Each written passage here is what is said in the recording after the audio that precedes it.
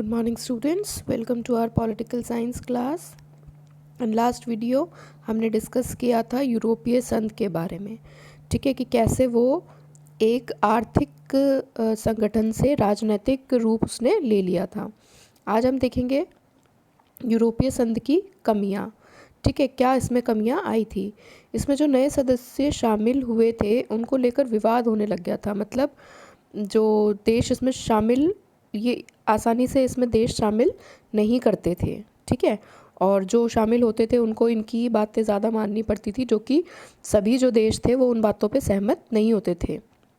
ठीक है, सेकंड है जो मुद्रा थी, यूरो मुद्रा थी, उसको सबने मानने से इनकार कर दिया। मतलब सब जो यूरोपीय संघ है वो ये कहता था कि जितने भी देश हमारे सदस्य हैं वो सब यूरो मुद्रा को मानेंगे, लेकिन सभी जो सदस्य देश हैं उन्होंने ऐसा करने का मतलब मना कर रहे थे। वो तैयार नहीं थे ऐसा करने के लिए। जिससे क्या होगा, जब आपस में किसी चीज़ को लेकर बहस रहेगी तो तालमेल में कमी आ जाएगी। ठीक है, सब देशों की अपनी एक विदेश नीति होती थी जिसको वो अपनाना चाहते थे, पर यूरोपीय संघ क्या कहता था, नहीं, जो हम अपना रहे हैं वही होना चाहिए। ठीक है, और जैसे मान लो अब इराक पर अमेरिका हमला हुआ था, तो उसमें अगर हम एग्जांपल के रूप में देखें, इराक पर जो अमेरिका हमला हुआ था उसमें जो पीएम थे, अमेरिका के पीएम थे, उसने ब्रिटेन के जो पीएम थे उसने अमेरिका को सपोर्ट किया था, बाकी सब ने अमेरिका को सपोर्ट नहीं किया था। तो मतलब आपस में इनका तालमेल ही अच्छा नहीं बैठ पाता था। ठीक है, और जो ब्रिटेन के पूर्व पीएम थे, ठीक है, मार्गरेट, वो यूरोपीय बाज़ार से अलग रहना चाहते थे। मतलब वो ये नहीं चाहते थे कि 100% हमारा कंट्रोल, जो हमारे ऊपर इनका कंट्रोल हो जाए। ऐसे ही डेनमार्क और स्वीडन के जो मजिस्ट्रेट संधि थी वो भी यूरो मुद्रा को मानने के लिए इनकार करती थी। मतलब यूरो मुद्रा को लेकर काफ़ी इनमें बहस चलती थी और सभी जो है वो यूरो मुद्रा को मानना नहीं चाहते थे। वो ये चाहते थे हमारी अलग मुद्रा है तो हम उसी को फॉलो करेंगे। ठीक है, ये यूरोपीय संघ की कुछ कमियां थी। ठीक है, आगे आता है आसियान। आसियान क्या था, एक और अंतर्राष्ट्रीय संगठन था जो कि कौन से देशों का था, दक्षिण पूर्व एशियाई राष्ट्रों का संगठन था। ठीक है, इसकी स्थापना 1967 में हुई थी, और जब इसकी स्थापना हुई थी तो इसमें 5 देश शामिल थे। ठीक है, 5 देशों ने इसके घोषणा पत्र पर हस्ताक्षर किए थे। कौन कौन से थे, Indonesia, Malaysia, Singapore, Philippines, Thailand, और उसके बाद कुछ और देश इसमें शामिल हुए। ठीक है, ब्रुनेई, ट्रांसलाम, वियतनाम, लाओस, म्यांमार, कंबोडिया। ठीक है, तो अब मतलब 10 देश इसके सदस्य हैं।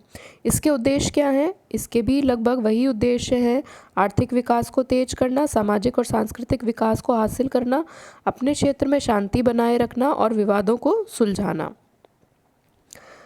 ठीक है, तो आपस में इनमें ये सब मतलब चीज़ें पूरी करने के लिए एक आसियान शैली बनाई गई थी। वो क्या थी कि अनौपचारिक और टकरावहीन और सहयोगात्मक मेल मिलाप का तरीका इन्होंने अपनाया था।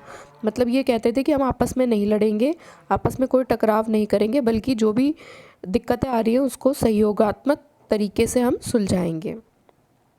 ये दुनिया का सबसे बड़ा और सबसे तेज़ रफ्तार से तरक्की करने वाला संगठन था। मतलब इसके जो सदस्य देश थे वो आपस में अच्छे से काम कर रहे थे और काफ़ी इन्होंने तेज तरक्की की थी। ठीक है, इन्होंने एक आसियान विजन 2020 बनाया था। क्या था इसमें कि जो आसियान के विजन 2 दस्तावेज थे 2020 के अंतर्राष्ट्रीय समुदाय में आसियान की बहुमुखी भूमिका प्रस्तुत करता है। जैसे आसियान की टकराव की जगह बातचीत को बढ़ावा देने की नीति से ये बात निकली है। मतलब वो ये कहते हैं कि हम कोई भी आपस में अगर हमें दिक्कत होती है तो हम एक दूसरे से लड़ेंगे नहीं, एक दूसरे से टकराएंगे नहीं, बल्कि एक दूसरे से बात करके उस चीज़ को सुलझाने की कोशिश करेंगे। ठीक है, और जैसे इसने आसियान ने कंबोडिया में जो समस्या थी उसको इसी तरीके से सुलझाया भी था, और इसी तरीके का आपसी सुरक्षा तालमेल को बनाए रखने के लिए एक आसियान क्षेत्रीय मंच की भी स्थापना की गई थी। इसकी स्थापना हुई थी 1994 में।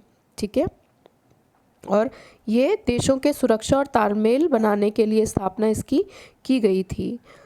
जो भारत ने 2 आसियान देश सिंगापुर और थाईलैंड के साथ मुक्त व्यापार समझौता भी किया था। आसियान का अपना एक झंडा था जिसमें क्या था, धान की 10 बालियाँ, मतलब 10 बालियाँ क्यों, क्योंकि 10 कंट्री इसको सपोर्ट कर रही हैं, 10 जो 10 देश थे वो इसमें शामिल हैं, इसलिए इसने अपना झंडे में क्या बनाया, 10 धान की बालियाँ। ठीक है, तो आई होप आपको आसियान के बारे में समझ में आया होगा। अब तक हमने 2 अंतर्राष्ट्रीय संगठन के बारे में पढ़ लिया है। आगे के हम आगे अगली वीडियो में देखेंगे। Thank you.